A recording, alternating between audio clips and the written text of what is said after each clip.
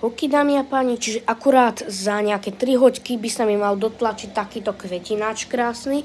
Sú k tomu takéto nožky pekné, sú k tomu vlastne ešte aj takýto tanier pod to, neviem, podložka. Spotrebovalo to cca 250 gramov filamentu, tlačil som to z takéhoto filamentu, takého, čo sa mení pekne, no niečo takéto proste zaostrí. Niečo takéto, je to, tu máte aj Rainbow Army Forest, čiže tak, kúpil som to na random od nejakej firmy za dobrú cenu. Tak toto vyzerá. A tlačím to z 0,4, pretože 0,2 mám tu, ale tlačím to proste z 0,4, neviem, radšej. Tamto má pekne takú dierku, aby voda mohla otiecť.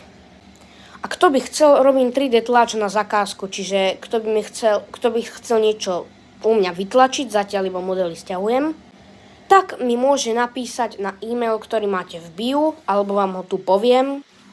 Všetko malým, bez medzery, minimister3d@gmail.com.